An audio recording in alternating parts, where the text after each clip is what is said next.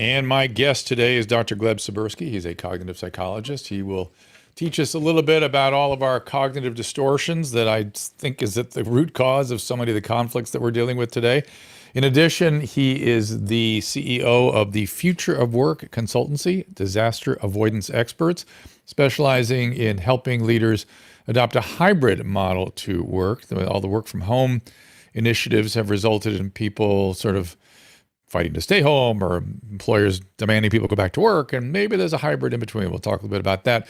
But more importantly, I'm really interested in digging into so many of the distortions that are resulting in many of us having conflicts today and how to resolve conflict. I was interviewing another guest earlier today on the Dr. Drew podcast, talking about, well, we did it with Dave McCraney. We were talking about building relationships. We were talking about making contact. We were talking about being open and listening and getting rapport and not trying to demand that everyone adopt our opinions. We're going to get into that just after this little intro. Be right back. Our laws as it pertains to substances are draconian and bizarre. The psychopaths start this way. He was an alcoholic because of social media and pornography, PTSD, love addiction, fentanyl and heroin. Ridiculous. I'm a doctor, for Christ's sake. Where the hell do you think I learned that? I'm just saying, you go to treatment before you kill people. I am a clinician. I observe things about these chemicals. Let's just deal with what's real. We used to get these calls on Loveline all the time. Educate adolescents and to prevent and to treat. If you have trouble you can't stop and you want help stop it, I can help. I got a lot to say. I got a lot more to say.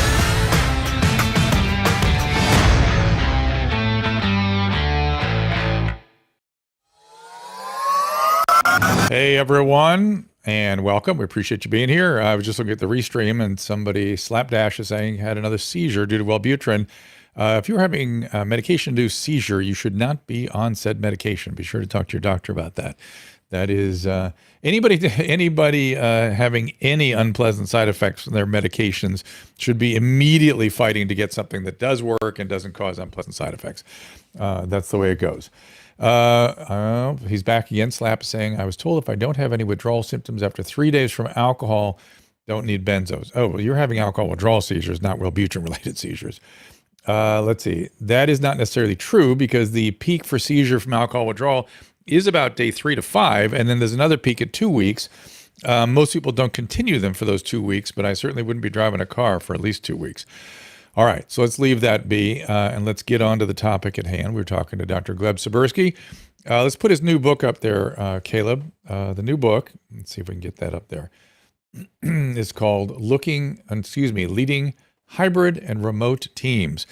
It's a little bit controversial these days where we should be working. It sounds like Elon Musk has strong feelings about being in the workplace. Maybe that's true with engineering teams. Maybe it's true with finance teams. I don't know. I don't know the answer to all these things. But I do know that our brain is put together in such a way that it has features, not even glitches. These are features of the brain that most people don't even seem to understand. And I want to get into a little bit of that first. So let's welcome our guest, Gleb Tsipursky. Gleb, thanks for coming here.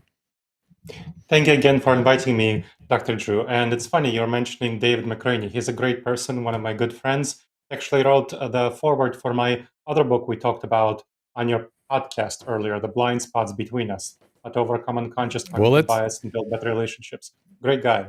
There it is. There it is. Well, let's start on some of those blind spots. We'll just start with that, and then we'll get to the workplace after that. So Dave is not really. He's very fascinated by cognitive distortions, and all the things that you have studied. But he has decided, at least last time I spoke to him, at least his book now, which is How Minds Change, is about rapport and connection and contact and sort of collaborating with people. There's Dave McCraney's book, rather than demanding that the argumentation and demanding that somebody adopt your point of view or your position. Is that your sort of understanding of these things as well? Absolutely. So I have a methodology that I describe in my book, The Blind Spots Between Us, called EGRIP: Emotions, Goals, Rapport, Information, and Positive Reinforcement. And that's what you should do if you actually want to change somebody's mind. The typical approach is arguments. And of course, I'm sure David talked about how arguments don't work. If you want to look at the evolutionary psychology, not sure if David went into this, arguments were actually evolved in the ancestral savanna environment when we lived in small tribes of 50 to 150 people to help us build social status within the tribe and help us convince the tribe to do something. So the people in that Right. environment who were able to successfully convince their tribal members to pursue a certain course of action, those were the people who got social status, and those were the people who were able to then take a path forward. There's a reason that so many of our politicians are lawyers, not scientists or Mm. psychologists like us, unfortunately. So that I, is where yeah. the leaders come from, arguments. And those are not meant to change minds. Those are meant to mobilize people around you who are like-minded, not changing minds. So if you want to change minds, you need to use eGrip or some other techniques. But that's where let's start by talking about what arguments are and realizing that when you argue with someone, you're never trying to change the mind, no matter how much it feels to you like you are. You're just trying to browbeat them, and you're trying to get others on your side. You're trying to vanquish somebody, I Right? guess. That's right. And, You're trying to uh, dominate them. That's what happens. yeah. And so I've noticed these days the topic of I'm amazed. I tend to gravitate towards it's automatic with me. I gravitate to what I see as these sort of important phenomenon of our time. Like I was deep in the AIDS epidemic when that was going. I was, Mhm. obviously in drugs and alcohol when that was still going crazy. But lately I've found myself into this field of persuasion and contact and Mhm. rapport building. It just feels like that's the problem of the day, of the hour, Mhm. certainly. But Right. persuasion in particular is something that I didn't know anything about, and find myself Mhm. thinking a bit about these days. Mhm. How is persuasion different from? I don't want to use argumentation. Isn't quite enough the right word from. Um, I guess Argumentation is a argumentation. I don't fine have a word. better word right now. Yes, Yeah, yeah. right, exactly. So persuasion is actually meant to change somebody's mind. So eGrip, I mentioned, that's a technique I developed to actually persuade people effectively, and there are other techniques. But let's go through this technique, and we can see how it's going to be very different from argumentation. And the first thing that in how it's different is that it starts with emotions. E is for emotions, and you want to focus on people's emotions because the reason that people are opposing you is fundamentally not rational logical. If we were rational and Mm, logical creatures, we would be convinced by facts and arguments would mm, work. That is not what works. We're not convinced by facts. We're convinced by how we feel, not what we think. So mm, if you want to persuade someone, if you want to get them to change your mind, you don't need to convince them with facts. You need to get them on your side, and for that, you need to tap into their emotions. So the first part of eGrip, emotions, goals, rapport, information, positive reinforcement, is figuring out their emotions, and you need to do that by using techniques like empathy. So let's be very clear what empathy is and what empathy isn't. Empathy means understanding other people's emotions. It's not sympathy, which means caring about their emotions. You might or might not care about them, but you need empathy. Empathy meaning understanding how they feel. So that's very different. Be very clear. So you're going to use empathy to try to figure out how they feel. And you can do that through reading their tone of voice, their facial expression, what they're saying and what they're not saying. All of these things, we can dive deeper into that. So that's empathy. So you're figuring out what they're saying using active listening, empathetic listening, trying to figure out the emotional tones that are leading them to make whatever truth claims they're making. Then, so you move on from empathy to G, goals. You figure out what goals you share. Now, if you think about it, with anyone in your life, even your worst enemy, you probably share about 80% of the goals. You want a happy life for yourself, right? You want generally people to be well off unless you're a psychotic maniac. You want our country to go to a better place, and you want people to be healthy and happy and have peaceful existence, right? So those are broad things you can share. And you want to figure out on the specific issue at hand the kind of things you share with someone. And I'll go through the example. Next, you build up rapport. So, rapport in this case means showing the other person that you are on their side, that you care about their perspective, their point of view, their goals. Only four is where the I, information, is where you bring up information that might be potentially unpleasant for them. So here, after you got on their side, you understand their emotions, you share goals, you bring up information. And finally, after they change their mind somewhat toward your perspective, you give them positive reinforcement for changing their mind and saying how tough it is to do. I'll give you an example. So I was at a dinner party, and I was talking to somebody who was very strongly supportive of raising the minimum wage to $18, not even $15, $18. So they were very much kind of on that left side, which said, really want to raise the minimum wage. So I talked to them, I figured out their emotions, and they had an emotion of fairness and kind of anger at the capitalist Wall Street, who he thought were usurping and exploiting the masses. So that's one. So I figured out the emotions. Then goals. I talked about, well, what are the goals that he's trying to reach? And we have a number of shared goals. We want everyone to be better off, especially I care about poor people. I want them to be better off. And people who are earning minimum wage, right? We want them to be better off. Then we got to rapport, and we talked about that. We talked about how poor people kind of get the shaft in this country, working at minimum wage, often not being able to make ends meet at that situation. So that's rapport. So we got into rapport. He's feeling I'm on his side. I understand him. I understand where he's coming from. Then I talked about information. I pointed out there are a number of studies that show when the minimum wage goes up, many jobs are actually lost, whether to automation or to offshoring and to other causes. So there are serious problems when minimum wage is raised too high. And there are good debates to be had about what's too high, but $18 in most cases, right now, at least in our country, is going to be too high. And when I gave him some numbers and some studies about this, he saw where I'm coming from. He really hadn't thought about the job losses and how it's going to hurt poor people who are working on minimum wage to do that. And finally, once he realized that, okay, maybe $18 for all companies is going to be much, maybe Amazon should be paying $18, but not some smaller businesses out there. And so he agreed that, yes, maybe a blanket $18 minimum wage is too much. And then I gave him positive reinforcement, saying, it's tough to really change your mind because it doesn't feel good. It feels challenging for us to change our mind, but it's very admirable that you're able to do that. And that will help make sure that he in the future will be more open to changing his mind. So it's kind of a meta point, so that you not only on the object level itself on minimum wage, but on the meta point itself on changing your mind. So that's a way of using this e-grip technique to get people to change their minds and persuade them. It's very interesting. One of the things I've noticed that has caused me to sort of shift to persuasion. That sounds like a great technique, by the way. And I was laughing to myself. I was thinking, I wonder if your accent makes it easier for you to persuade, because you know what I mean. You're not part. You're necessarily not part of the American capitalist pig. You're a dispassionate European. You can see things that we can't see. It's so interesting to me, these things that come to bear that we may not be aware of. Because I have a feeling, stupid American going at that guy would have gotten nowhere fast. But who knows?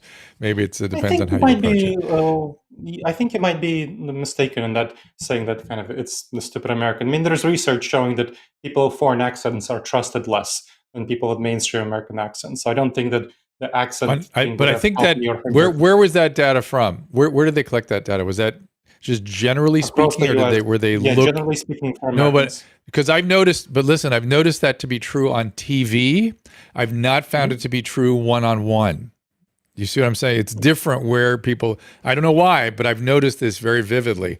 That like British accents particularly just don't work on TV, Yes. but they're very much welcomed in a social setting and in an individual setting. British accents. It's very weird. You're absolutely right. British accents are one of the few accents to which this doesn't apply. Mostly foreign accents are going to be less trusted in individual interactions or group interactions. Interesting. So I don't think Gleb, you're too close to a Russian accent. That's the problem.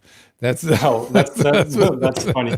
I mean, I'm Ukrainian, so Ukrainian and Moldovan. I know. I know. That shows you how stupid. I said that with intention, because I said that's how dumb this is when we have those biases to talk about your biases. Yeah. That's how dumb our biases are. Right. All right. And that's called let me finish this thought. Cognitive biases. Yeah, go ahead. Oh, what's it called? Say it again. The Horns effect. So the Horns effect is one of these cognitive biases where, again, relating that tribalism. I mean, a lot of these cognitive biases are coming from that ancestral savanna environment. So in that ancestral savanna environment, when you had a sign that somebody's not from your tribe, it was important to not trust them. And of course, having an accent is a good sign that somebody's not from your tribe. Right.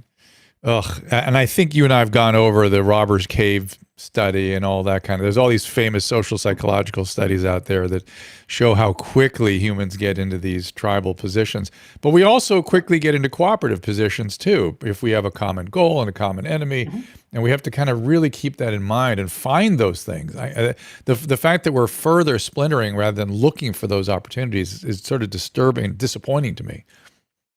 You're exactly right. And that's what I talk about in the second point of the e-grip technique, goals, shared common goals. And then the third point is rapport, building up rapport. So showing that person you understand their emotion and you share their goals. That is really critical if you want to connect with people and persuade them effectively. But I think one of the reasons I have been sort of preoccupied with persuasion is I'm encountering character pathology all over the place, character illness, particularly cluster B character. And it's very difficult to manage people with these kinds of character constructs. And because you can't, I mean, you and I have not talked about this. So I feel like the Johnny Depp and Amber Heard did us all a service by putting their conflicts publicly to show how messy relationships are. I don't think there's a right or a wrong. I think they both had lots of pathology. But one of the things you saw on display was how people with borderline disorder distort. They distort, and then their memories are distorted and severely, they're inaccurate. But then, of course, Mr. Depp is using drugs and alcohol, and that also distorts memories and distorts perception. And so I guess what I'm getting at, are there ways, one of the more frustrating phenomenon I get into these days is the distortions around character pathology. You're either suspect because whatever's going on in the person's victim mentality is projected onto you, or you get anger or manipulation, or you have to be, and I'm not talking about one particular style, I'm just saying these are the kinds of things you encounter, or you have to perfectly mirror that person, the narcissist. And, there's all these things that people now like are almost requiring of other people in order to carry on a civil conversation. Does understanding, my next question is going to be, can your technique work in those settings, A, and B, are there awarenesses of certain cognitive biases that can help us in those situations? Yes. So for folks who don't understand character B characteristics of these personalities are people who are really pretty dramatic and unpredictable. So that is the kind of folks we're talking about here. And of course, these techniques can work with them as they can with other people when you get on their emotional wavelength. I think we really underestimate the role of emotions, and especially for people with those B personalities, having the emotions is going to be very important for them. So they're going to be more important than other people who have more of a logical and rational approach. You really want to be focusing, spending more time with them on their emotions and trying to understand and tune in to their emotions. If you want to persuade them, right? If you care about that, if you care about building and cultivating a relationship with this person, if you care about that, then you really want to be focusing on their emotions, not the logic, not the rationality, not the reason, and not what you feel. So here it's going to be tricky. And this one of the most tricky things in this technique, and more broadly dealing with people, is managing your own emotions. And that's called emotional intelligence, right? So emotional intelligence is the skill area of being able to be aware of what you feel and then being able to manage what you feel. Conversely, social intelligence, eGrip, is within the technique of social intelligence, which is being aware of what other people feel and being able to influence, manage their feelings, emotions, relationships. So emotional intelligence is where it starts. You need to understand how you feel, what you feel, before you really engage with other people. Well, and knowing yourself, of course, is one of the big battles in this world. Well, I want to drill in a little more on that, because you're getting right into the territory that I'm worried about, which is it's hard enough just to know who you are and what you're feeling, but when you get in and around cluster B, you get sucked into their frame. They have not great boundaries. Like I'm thinking about a narcissist, for instance. One of the key ways dealing with a narcissist is to keep in mind what you're feeling. Keep your priorities, your thoughts, your feelings in mind while you're dealing with that person. but Yes. you may have to perfectly mirror what that person wants and provide them exactly what their needs and desires are, or else you'll be completely rejected. So it depends what your Mm. goals are with that person, I guess, right? Yep. You're absolutely right, Yeah. Dr. Drew. It's about understanding that person and separating that person Yeah. from your emotions. We're talking about emotions, Yeah. It's understanding the hard. emotions. It's The hard. crucial thing Hard. to do, yeah, Hard. it is very hard. It is hard. Mm. And that's why I said at the beginning, you want to separate sympathy from empathy. Empathy means Yeah. understanding that person. Sympathy means caring about them. And so you might not care about what they feel. You don't need to experience the emotions that they do. What many people do and they make the mistake of, and they don't realize that they don't need to do this, is they try to mirror the other person's emotions in a way that they experience that person's emotions. That's not That's great. You contagion. don't want to That's be no, yeah, that's contagion. that's That's emotional contagion. right, And, exactly. That's emotional yeah. contagion. And you don't want that. Yeah. You want to No, separate it's your emotions. the way what I tell people is imagine you're trying to take care of a baby or a child, and the child Mhm. has some intense emotion, and you have Yeah. contagion, and you're overcome by that emotion. Do you think that helps that kid? Mm. Do you think that child is now better because you've caught the emotion that's making the child upset? No, now you both escalate into nobody regulates, both escalate. Which again, back to the cluster B, if you're in with a histrionic or a borderline, you're going to the moon that way. Mhm. Yeah, so a good way of addressing a child's temper tantrum is saying that, wow, that's a great temper tantrum. Come on, let it all out. So rather than engaging and kind of escalating the temper tantrum, and that's the same way you want to engage with someone with cluster B personality. Kind of, if they're angry, say, yeah, you have a right to be angry, without getting angry yourself. Let them get the anger out. Right. Let them get whatever drama they have out without becoming Mm. angry yourself. That's a nice thing. You can reinforce the other person's emotions without mirroring them exactly. You can say that you have the right and the Yeah. validity to have those emotions. But they'll hear that and they'll be, oh yes, you support my emotions. You don't need to feel those emotions. You need to express that you are concerned and support their emotions. I have found a way to set a boundary that's rather convenient and nice is to reflect with the small muscles in your face, both your Mm. appreciation, like reflect what the feeling is they're having, and your concern for it. You can do all that with Mhm. your face, and that's a boundary. That's a boundary. It's you're not saying I've caught your feeling. It's signaling an appreciation, and those Mhm. signals get into our brain on a deep level. Sure. Absolutely. Yeah, and that's part Interesting. of social intelligence, understanding how to influence, understanding what other people are feeling and influencing them. You can use social intelligence techniques with your tone of voice, with your body language, including face language, and with the content of what you say. And so that all of those reinforce the message that you're trying to send to the other person to persuade them, to influence them. Now, one of the things that you want to be thinking about, so one of the cognitive biases that's really important here is called the empathy gap.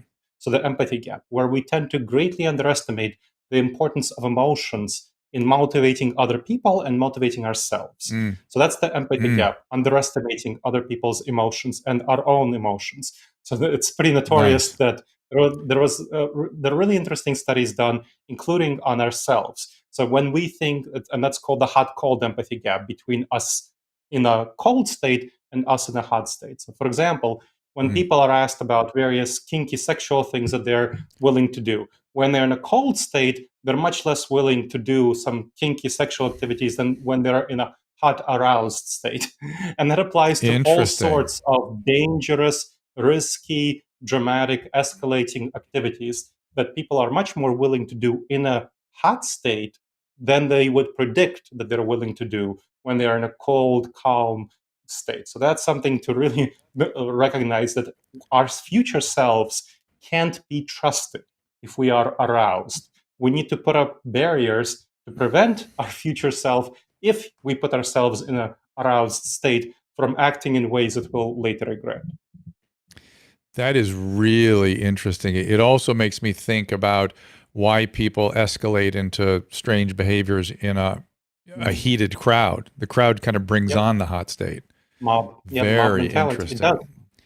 It Very does, and interesting. that's kind of social proof. So one of these dynamics is social proof. If other people around us are acting in a certain way, that demonstrates to us from a tribal herd mentality, right? That's one of the cognitive biases is the bandwagon effect, where we jump on the bandwagon of what other people around us are doing.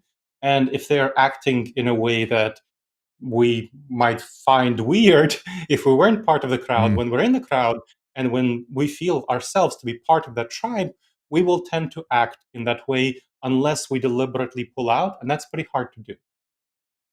Interesting. So what I want to do is I want to spend the next 5 minutes going through a little more of the cognitive biases. Then we have a little break, and then I want to talk about the workplace, and then we'll take calls. So let's just kind of go through some of the more common cognitive biases. And one you and I talked about last time I talked to you was just the positive negative bias, which I think is having massive effect these days. I think we both agreed we're sort of positively biased.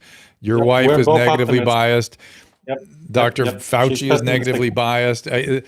Yeah, there's all these sort of negative. The people that are still wearing masks and still freaking out have negative bias. How do we? Is there a bridge to be had between the positive negative bias? And then tell us a couple of the more other common biases. Of course. So the optimistic, pessimistic bias, right? So people who are more positively inclined toward the world, who think the grass is green on the other side of the hill, that's people like you and I who have more of a view of the world of full of opportunities. My wife and other people like that see the grass as yellow on the other side of the hill, and the world is full of threats. We need to empathize with people like that, and they need to empathize with us. But the thing is, honestly, optimism is a better life strategy. It's not something that's just what the research shows. So people with an optimism bias tend to be healthier, they tend to be mentally and physically healthier, they tend to be more creative, they tend to be more entrepreneurial. People with a pessimism bias, unfortunately, tend to have more depression, they tend to be less physically healthy, they tend to be more in control function. So Dr. Fauci is definitely in a control function. So you'll find many more lawyers and accountants who have the pessimism bias. So the optimism bias is people do tend to thrive more with the optimism bias. So we need to understand that. And we can certainly build bridges to people who have a pessimism bias by understanding their emotions. So coming from optimistic perspective, you need to understand that people with a pessimism bias view the world through a prism of anxiety. And anxiety, why do they do that? They see the world as full of threat that causes anxiety. And if there's too much threat, too much problems, it causes depression. So we need to understand that they're coming from a place of anxiety. So what we want to do is take steps to relieve their anxiety. That means, first of all, telling them that, hey, I totally understand that you feel that this is dangerous, this is worrisome. Tell me about your anxiety. Tell me about what you're worried about. Well, and that's very rare for people with a pessimism bias who know that they're dealing with an optimist. That is incredibly rare for them to hear. And that's very relieving. When I talk to my wife or other people with a pessimism bias, and I tell them, tell me what you're worried about. Tell me what makes you feel anxious about the situation. Then they feel much less threatened. Because what they're worried about is people like us kind of shooting from the hip and just going out and saying everything is hunky dory. COVID is I never realized that it was I didn't realize it was the optimist causing the pessimist anxiety. That's just that information is interesting because I don't want to do that to people. That's interesting. They are. We are. Oh, that explains a lot. They feel that we are crazy and that we shoot from the hip and that we are completely oblivious to threats. It's like, COVID is completely over. We don't have an average of 100,000 cases or whatever it is, 97 last I checked this morning, cases per week. Yeah. I mean, it's still there, right? Obviously. And with the Omicron variant, it's nasty.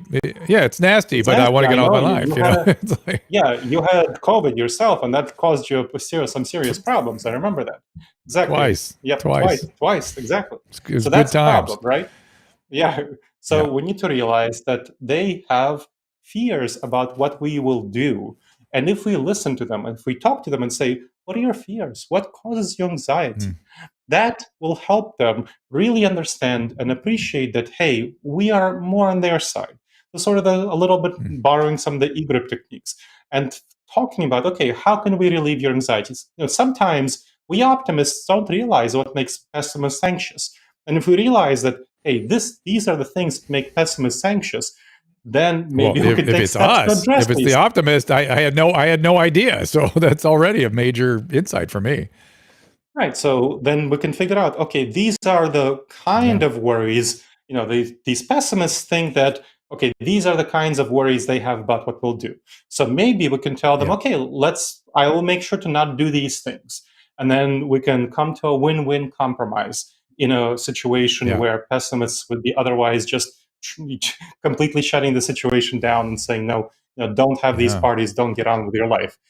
You can compromise, you Right. can figure out what makes them anxious. So that's kind of one of the big dynamics that you want to be thinking about. And else you'll find many people in your life. If you are an optimist, you'll find that a number of reasons for your conflicts with people is that many of them are pessimists. If you're a pessimist, you'll Mm. find that some of your conflicts, a bunch of them, come from optimists that you feel are shooting from the hip. And there's common Mm. misunderstandings. So those Interesting. are definitely important. Another, probably the most famous cognitive bias folks have heard of is the confirmation bias, where we tend to look for Mm. information that confirms our beliefs and ignore information that doesn't. So that's a common one. One of the ones that I think people might have heard about less is called the fundamental attribution error. Fundamental attribution error. That's what So I was what's going that to about? bring. I was going to bring up that next. It is, and yeah, Perfect. I've noticed it's sort of.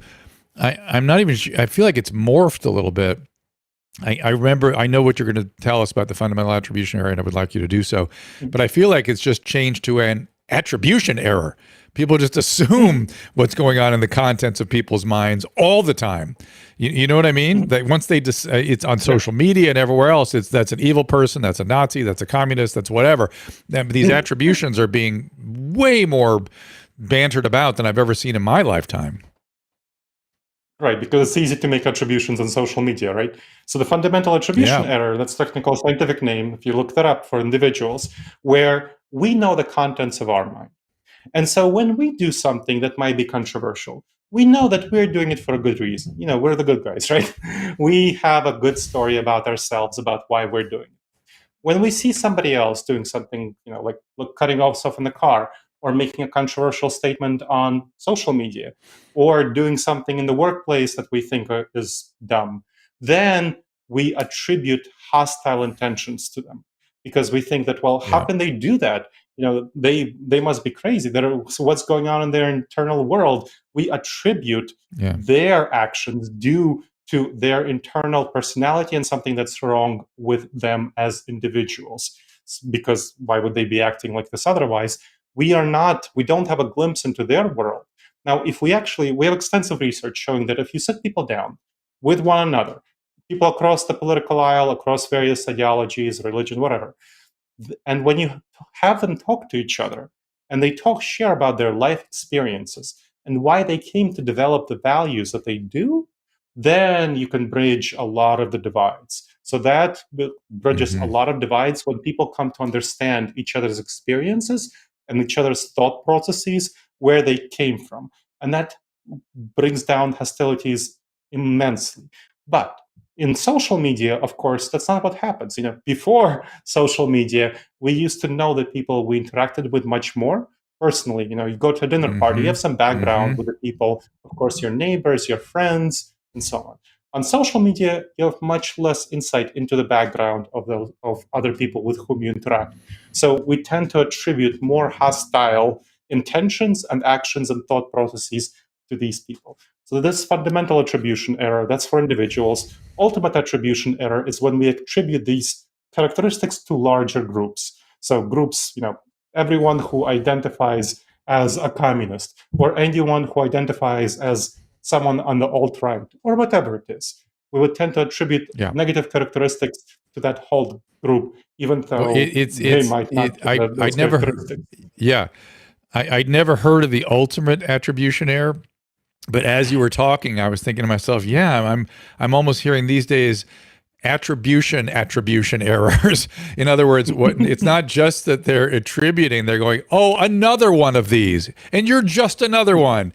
And it's like like now it's second order attribution error. Not only are you attributing content to that person's mind, you're also saying something about the world and the group to which they belong to. It's another one. Yep. It's That's like the no. ultimate attribution. And And that kind of thinking gets very close to delusion. I'm sorry to tell you, Right. it becomes a paranoid delusional. Do one more step and you're delusional.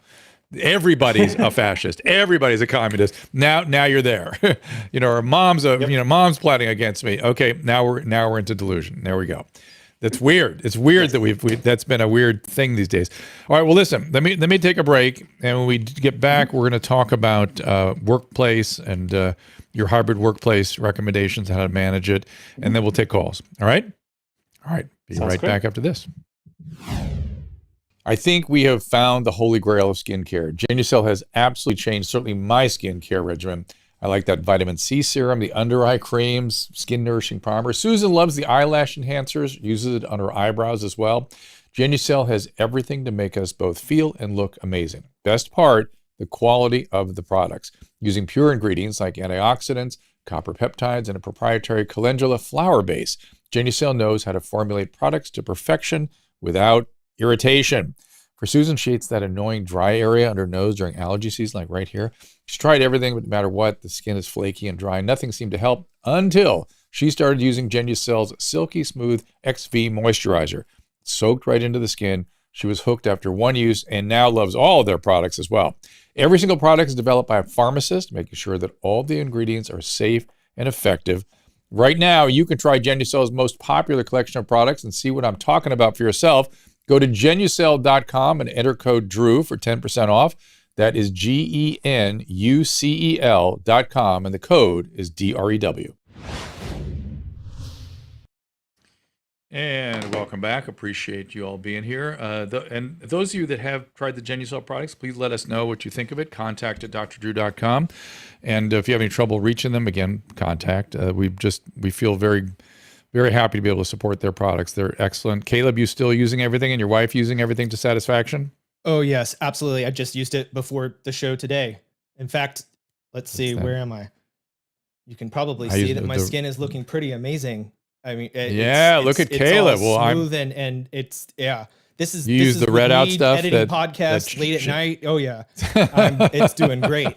No, So part of the reason I wanted to come on screen is because he had made a really interesting point earlier about the people, optimists, and how optimists and pessimists see each other. I just disconnected myself from my ears. Sorry about that. I kicked up the wire and the whole thing fell apart. Dr. Tsipursky, he had made a very interesting point. Yes. Whenever you had realized that how optimists and pessimists see each other, and it made me realize that my wife is a huge optimist, and I try to be an optimist, but that's just not my natural state. Yeah, and the truth is, I often actually feel like that the only way that optimists like my wife survive are because they're a pessimist like me, who are constantly watching out for all of these dangers and constant threats. Well, so hold on. So stop, Caleb. It's funny. It's funny you would say that. When Dr. Tsipursky first described this bias to me, he said, he goes, the optimist had to go out of the cave and go kill the mammoth. We had to get the meat, and you had to be kind of optimistic for that guy to go out there and go hunting. But somebody needed to stay back with the kids and survive and keep the fire going. There you go. And if you think about Caleb, if you think about your role, you are in the controlling role. You are in the producer. You are making sure that there are no screw-ups, right? So the control roles are perfect for people who are more pessimistic. Like I said, accountants, controllers, quality personnel, that's a perfect role for you. That's great. That's where you're needed. So thank you for doing what you do. Well, thank you very much. Thank you for your diligence. For my service. Oh my goodness.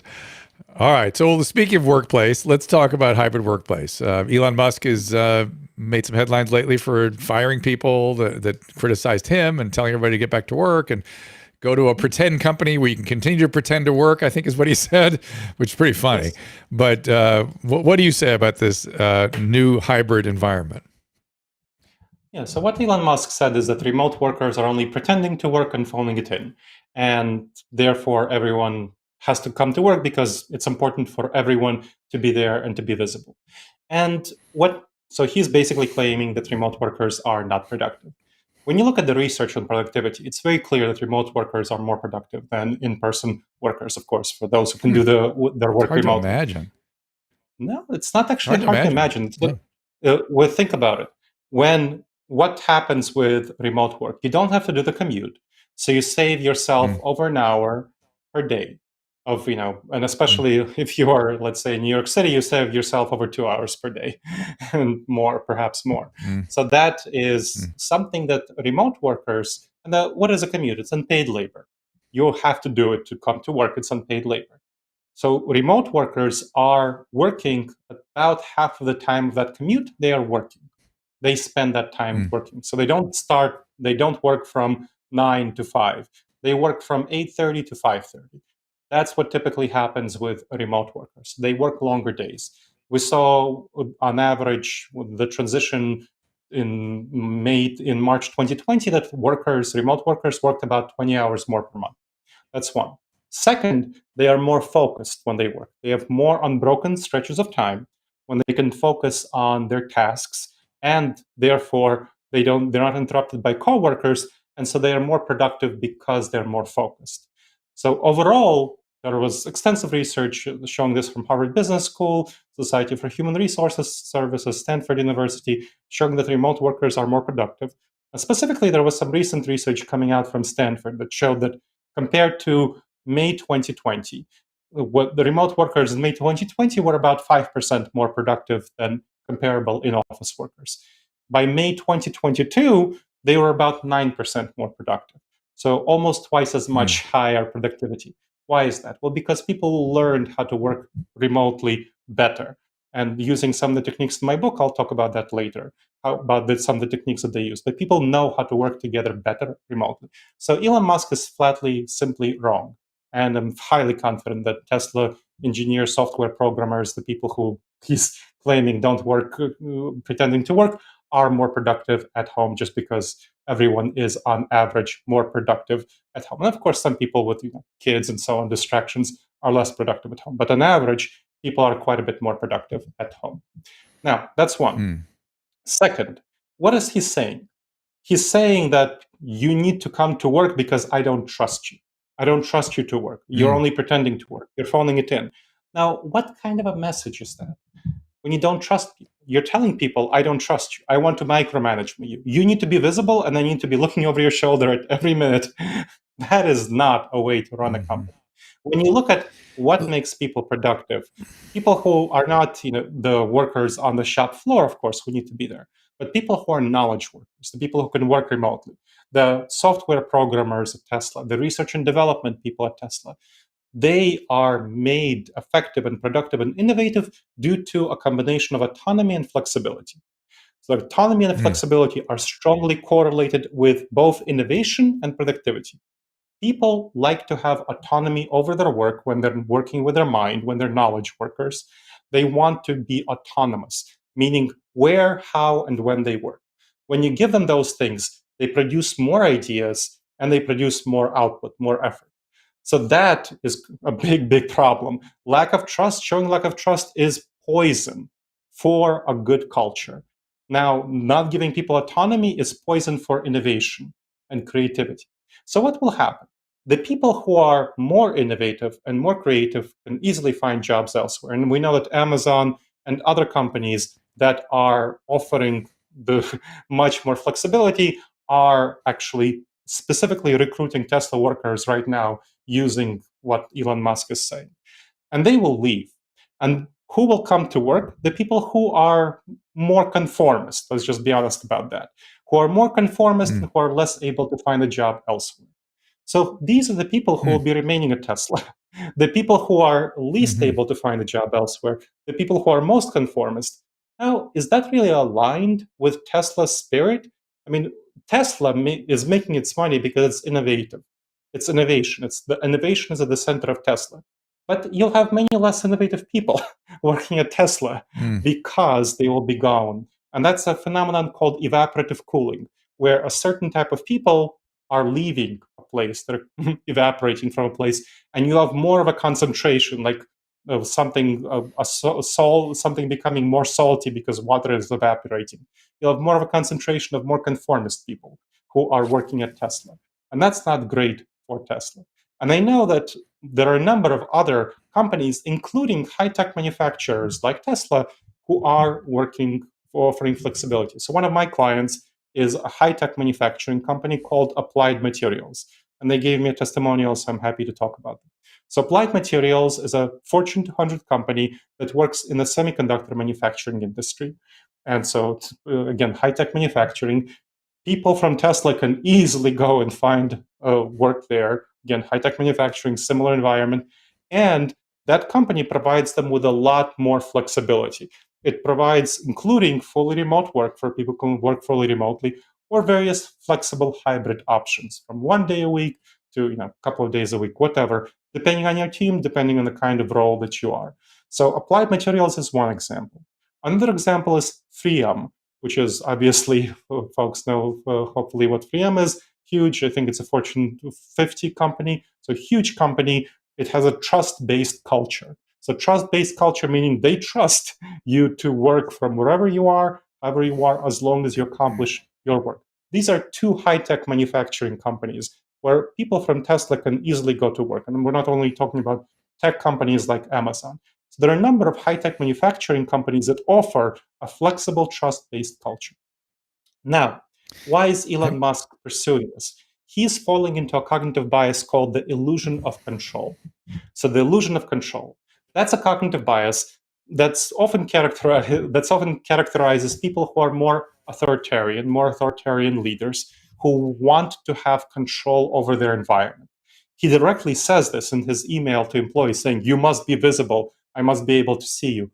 Control. He wants control. He wants that power. And that illusion of control speaks to the fact that we don't really have nearly as much control over our world, over our teams, as we feel we do. In fact, extensive research shows that office workers, on average, work only about 36 to 39% of the time.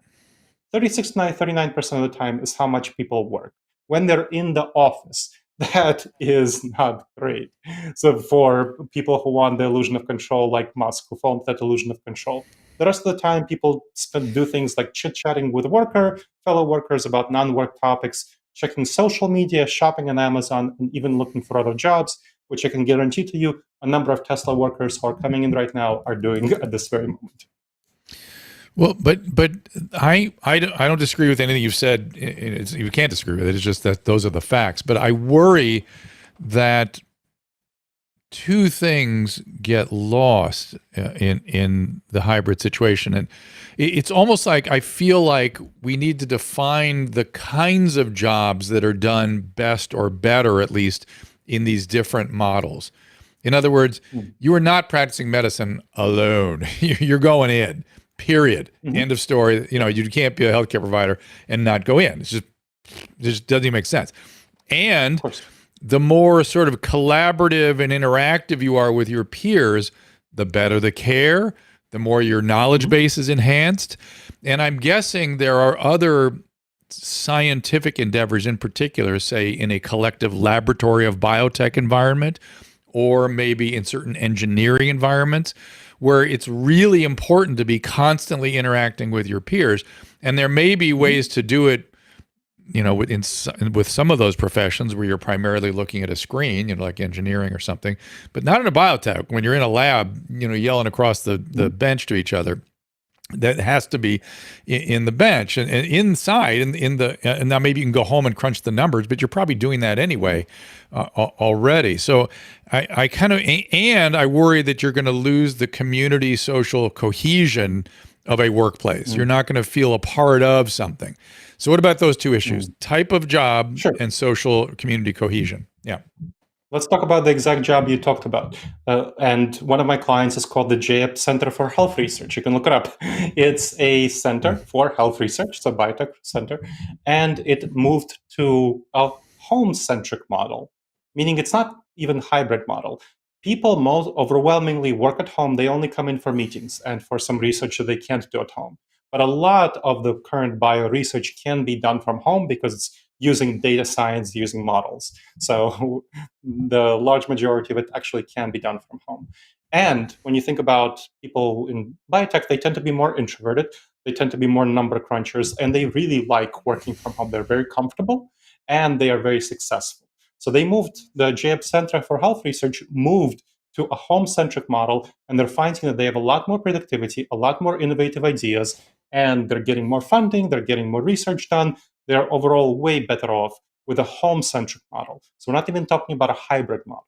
And that just works well for them. When they did an internal survey on what employees wanted, we did an internal survey, 84% wanted fully remote work.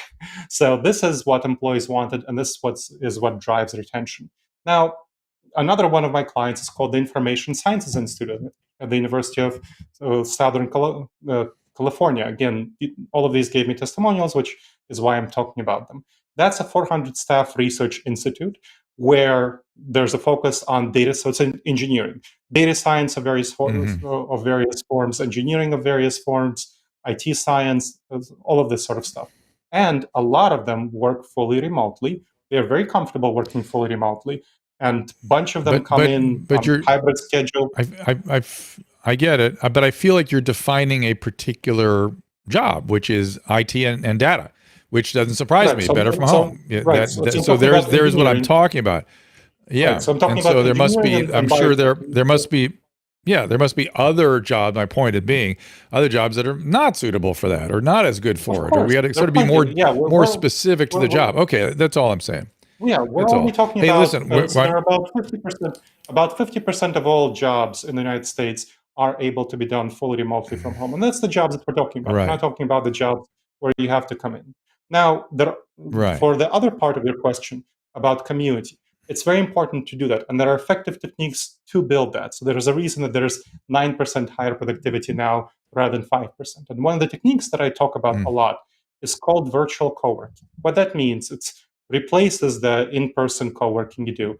What that means is that everyone gets together on a video conference call for an hour or two per day, and you work on your individual tasks. So you don't work together with other people. It's not about collaboration. You work on your individual tasks. But when you have a question, you ask that. So you get on a video conference call, you turn off your microphone, you leave on your speakers, and you video optional. If you have a question, you ask that question. Somebody turns on their microphone, they answer a question. There might be some team problem solving, some screen sharing that goes on, and then you end the meeting. That's a great technique for on-the-job training of junior people that's been one of the problems for people during the pandemic, and they don't know how to do that. That's a great technique, on-the-job training, because on-the-job training is essentially just quickly answering people's questions in the moment. Then it's a great technique for team bonding. You all work together, you problem solve together, you build that community, you feel that sense of togetherness, and that's great. And it's great for junior staff getting mentoring from more senior staff. That's a great environment for them to do that. So that solves a lot of problems around that sense of community, around on-the-job training, around getting mentoring, and that sort of support. I have a question. All right, let's switch to, Caleb. I would just, while you're asking your question, I would just tell people, if you're in the chat room in the tweet spaces, raise your hand. I saw Timothy, you had your hand up and then you put it down.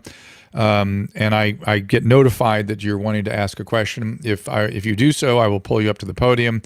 And when I do, you'll be streaming out on YouTube, Twitter, Twitch, Rumble, Facebook, everywhere we can push it, we push it. So just push, request it. And also remember, when I do pull you up to the podium, to unmute your microphone, which is in the lower left-hand corner of your Tweet Spaces screen. Caleb, go ahead.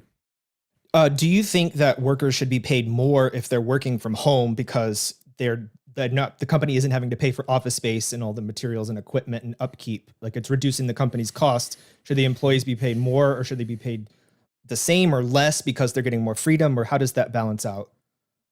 What I have my clients do is pay for their home office.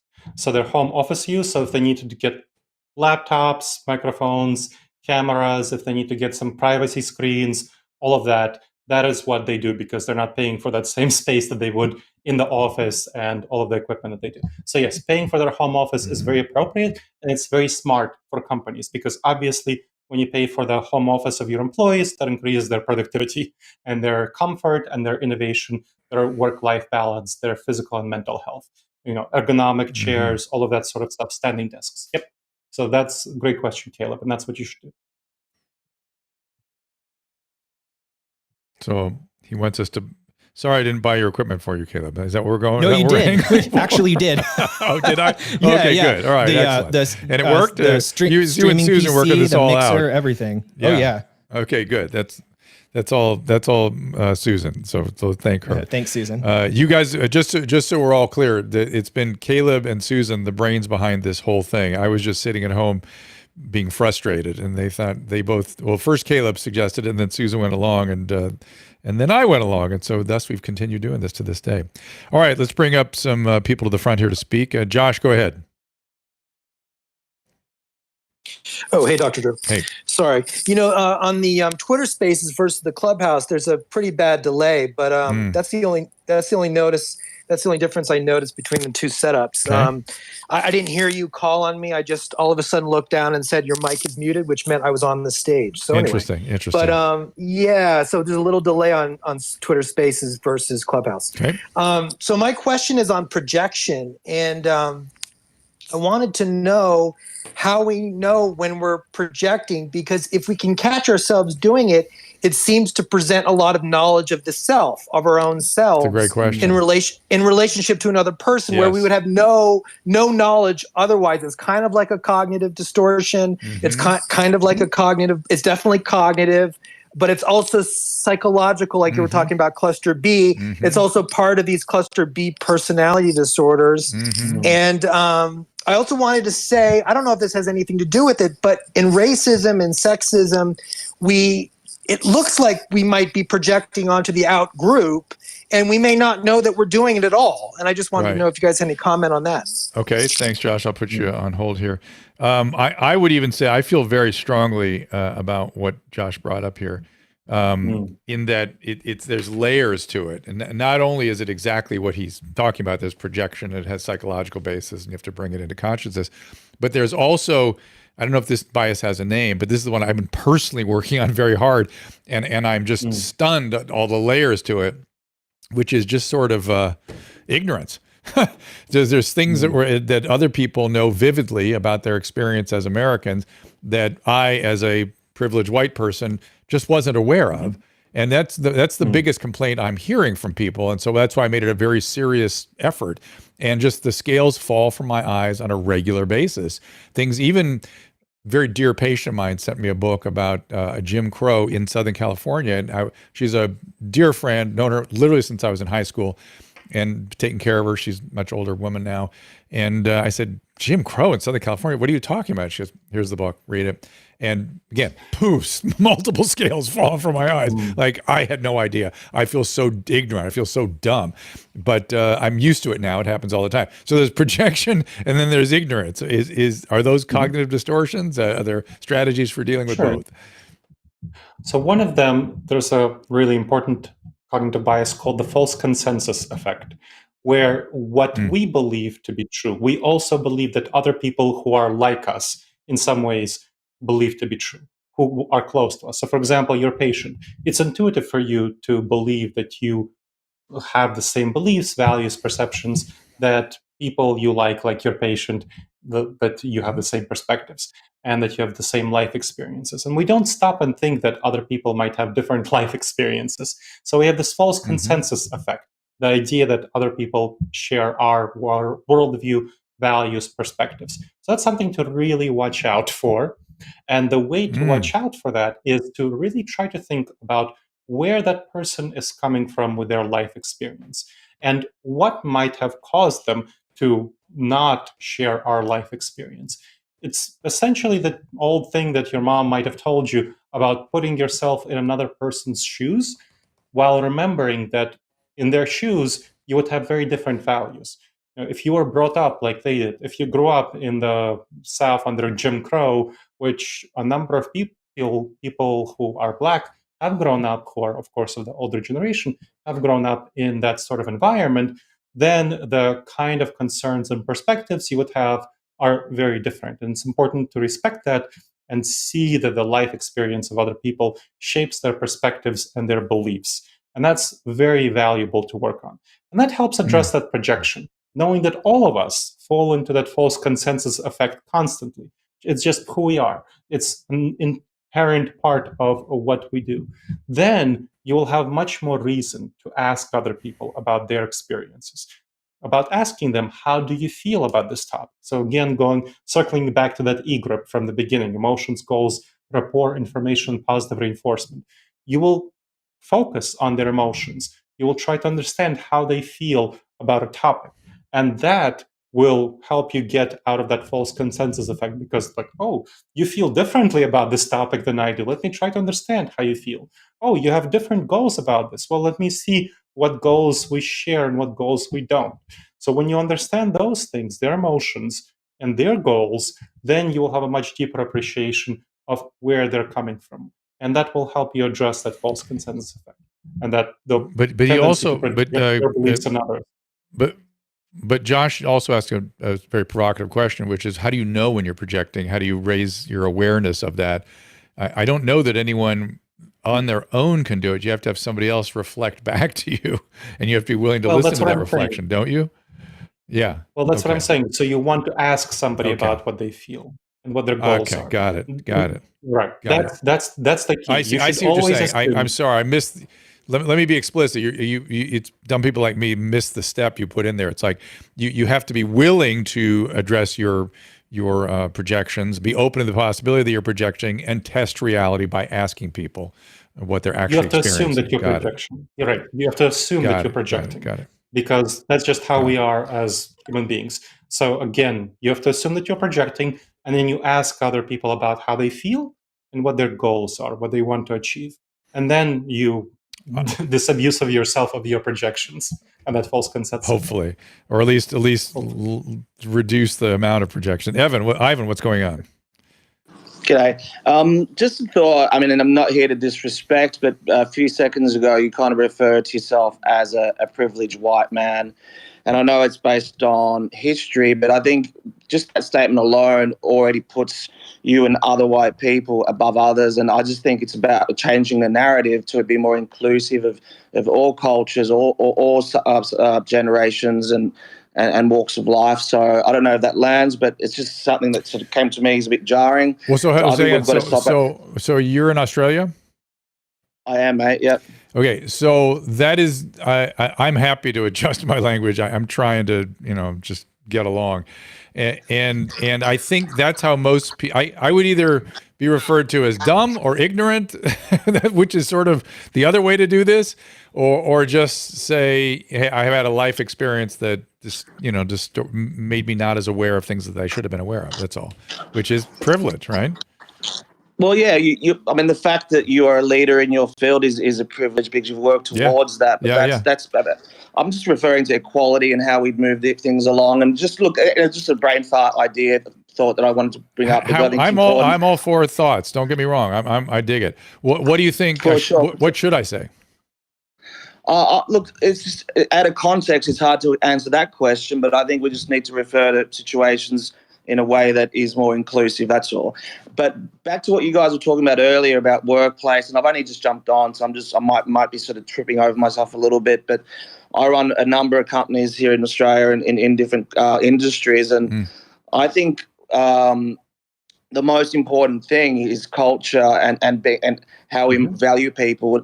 Giving someone a pay rise and make them feel stupid or not, or undermining them through our actions is counterproductive. I find that if we can have our teams, whether they're working remotely or in the office, it's about how they feel valued and through our actions as leaders or owners of a business. Like I've had a few people that have worked remotely for me we joke about we were practicing for COVID before COVID was a thing, meaning that I had a number of people work remotely or overseas and they work beautifully. And it's just, when you hit your stride, there's a smile on the phone or in person. And I think that to me is the new norm. And it's something that I think is really important to build a really good company culture.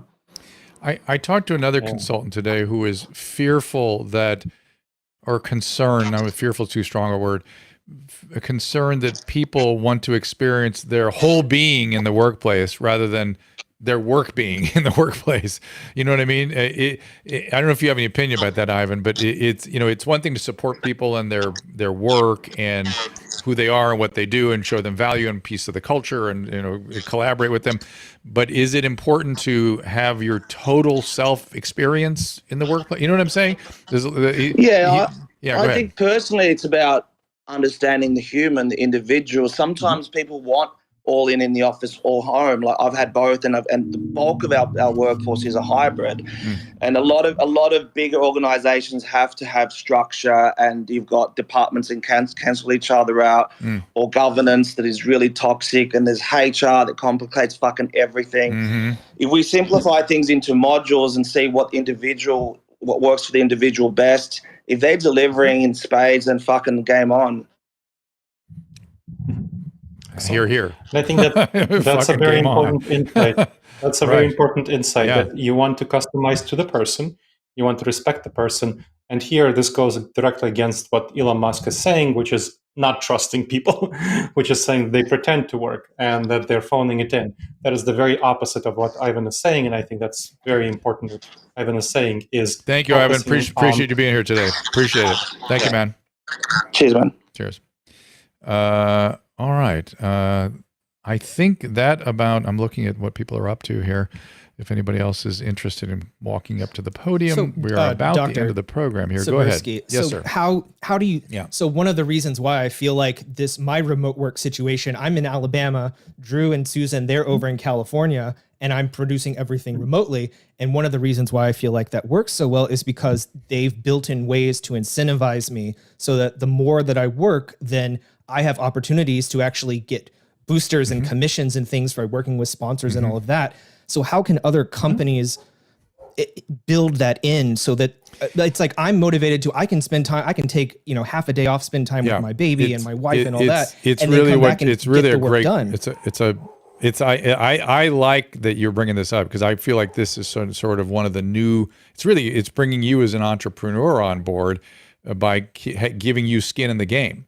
So talk about that, Gleb. Skin in the game, I think, is a very important part of collaborating and building a work environment. Right. So one of the things that I do for my clients is make sure there's an effective performance evaluation system for people who can work remotely. And that if they are not performing remotely, then they're asked to come to the office. And so the reward itself is the ability to work remotely, because people generally want to have more flexibility, more autonomy. Now, if for some reason they're not performing effectively remotely, and then that may be a good time for them to come into the office, maybe they're too distracted, scatterbrained to work effectively remotely. And so that in itself is a very good reward system, I find.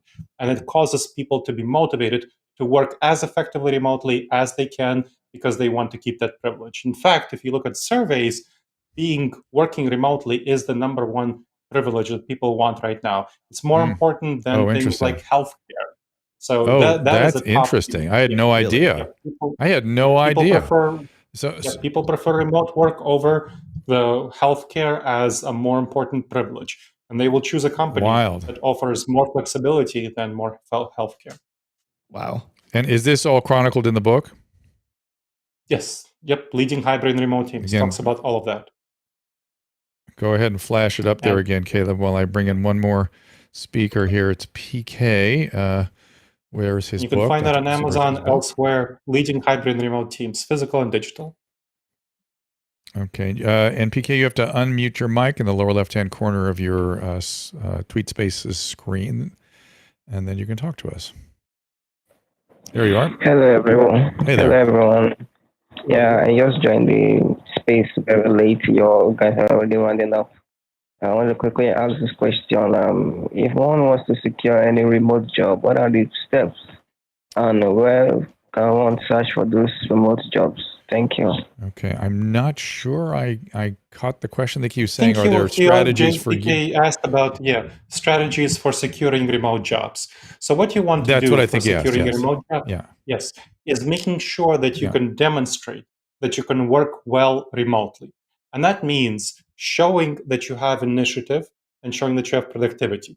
And so that one of the things that we find about people. So with my clients, when we evaluate who works well remotely, it's people who take initiative, not people who are just passive and just do what their boss tells them. Those are the people who come to work at Tesla, the more conformist people. You want to show that you take initiative, that you are creative, and that you can be responsible for working well remotely. And those are the things that you want to demonstrate. And there are a number of ways of demonstrating these things. But that's the crucial thing, that you're a problem solver, you take initiative. When you notice problems, you go ahead and solve them. That you are willing to work harder than you would in the office for the privilege of working remotely. And so treating that like a privilege and being a self-motivated self-starter who takes initiative and shows creativity and entrepreneurialism, those are the things that will get companies to hire you as a remote worker. Gleb, as always, it's a privilege to speak with you. I just every time learn something, and it helps refine my understanding of the human experience. I'm happy to share my positive bias with you, and I'm glad we're both of that. So we don't have to do any bridging of that particular bias.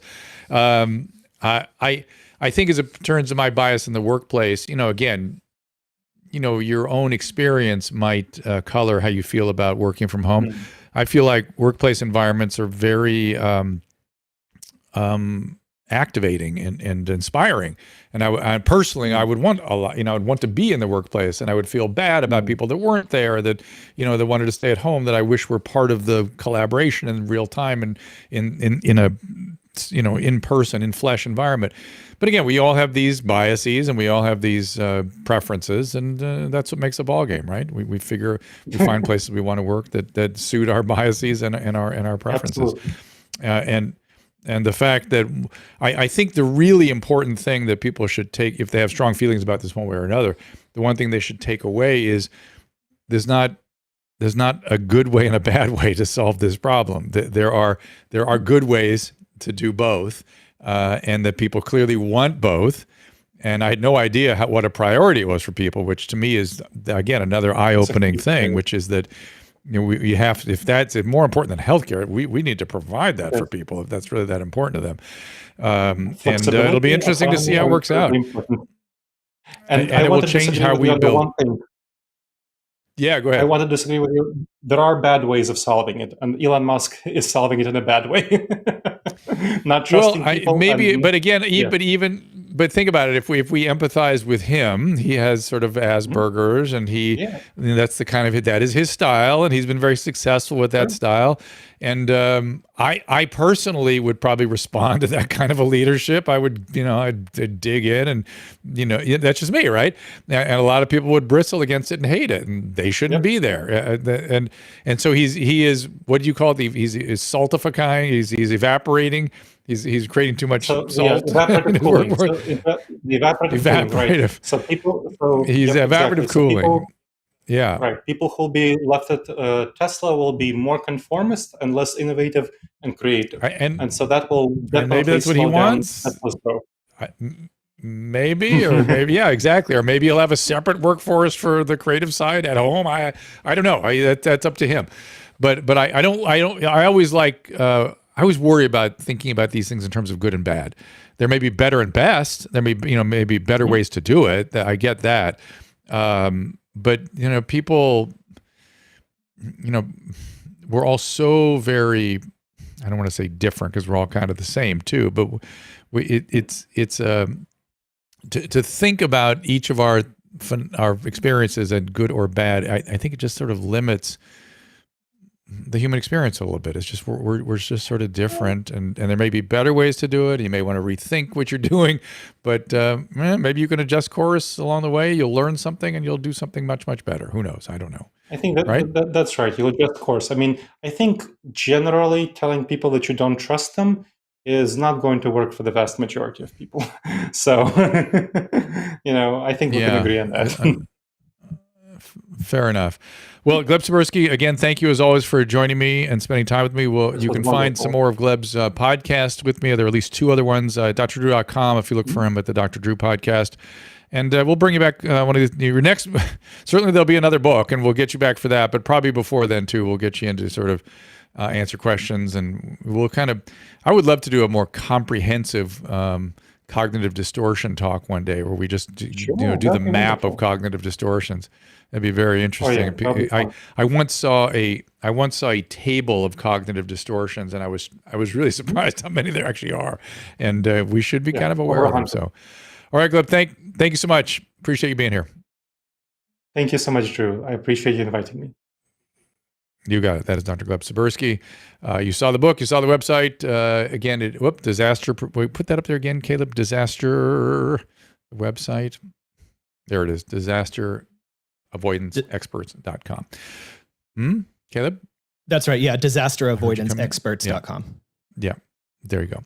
All right. Well, anyway, thank you all for being here today. We'll be back on Monday next week. We're going to do a little different schedule next week. It's going to be Monday at 3 and Tuesday at 2.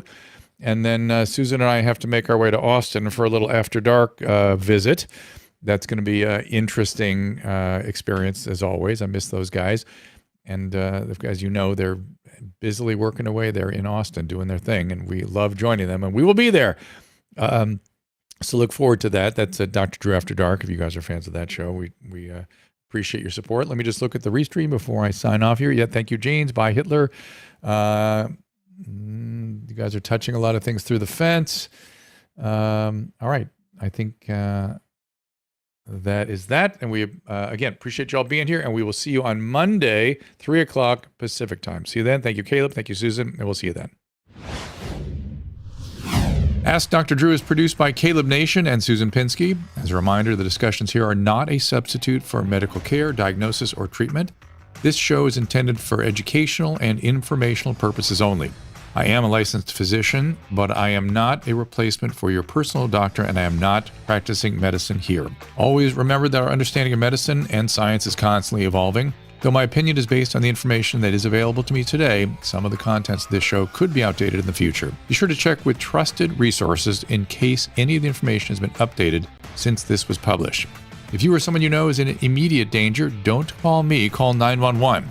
If you're feeling hopeless or suicidal, call the National Suicide Prevention Lifeline at 800-273-8255. You can find more of my recommended organizations and helpful resources at drdrew.com/help. Pilates, yoga, all very important. I don't think with any of those interventions, they would include sucking your own dick. So I would just say maybe that's not a great way to sort of measure your progress.